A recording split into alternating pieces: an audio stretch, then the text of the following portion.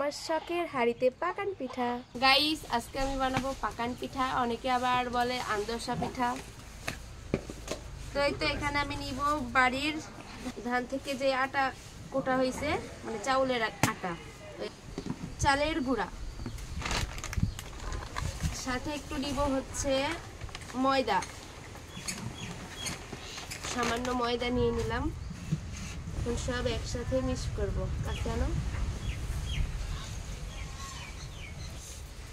আজকে আমি এই পাকানটা বানাবো হচ্ছে আমাদের বাড়ির গুড় দিয়ে, একদম টাটকা খেজুরের গুড়। আর খেজুরের গুড়ের পাকান অসাধারণ লাগে খেতে, অনেক মজা।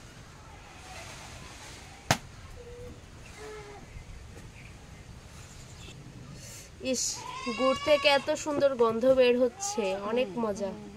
বাড়ির গুড়, বুঝতেই তো পারছেন গাইস। এই যে দেখেন কি সুন্দর লেয়ার আর ঘন, একদম খাঁটি গুড়। এখন আটার সাথে আমি ভালো করে মিশিয়ে নিব। এটা চিনির বানালেও ভালো লাগে, কিন্তু গুড়েরটা মানে সব থেকে বেশি। আর গুড়ের পিঠার সাথে চিনির পিঠার কোনো তুলনাই হয় না। গুড়ের পিঠা সব থেকে মজা। এখন আমি অল্প অল্প করে পানি দিয়ে দেব। এদিকে আবার তরকারি রান্না করতেছে, তাই খুবই ধোয়া হচ্ছে। আটা মাখানোর পর মনে হচ্ছে একটু গুড় মানে মিষ্টি কম হয়েছে, তাই তো গুড় দিয়ে দিচ্ছি। দেখো উপরে কি সুন্দর লাগতেছে এই কাঁচানো। ওয়াও, সেই লাগতেছে না?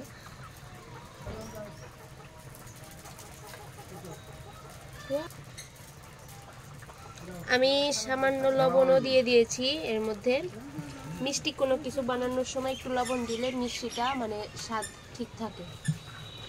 তো এই তো ভালো করে মাখিয়ে নিব।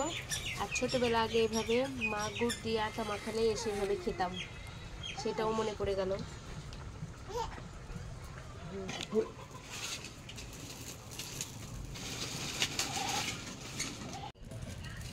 আজকে পিঠা বানানো হবে আমার নতুন লোয়ার ছোট্ট কয়রাতে। এটা একটা বানানো শেষে রেখে দিল।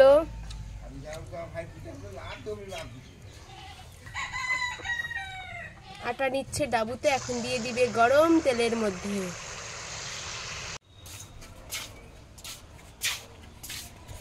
খায় দেখেন কেমন হচ্ছে, গরম।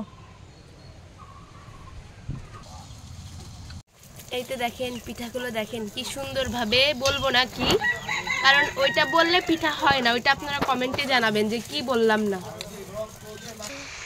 এই যে আরেকটা দিয়ে দিল।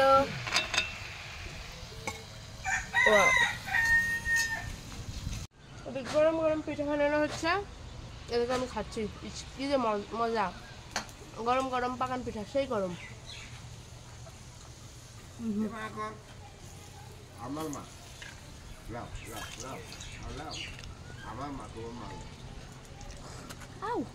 সেই টুকুপুকু হচ্ছে, দেখেন।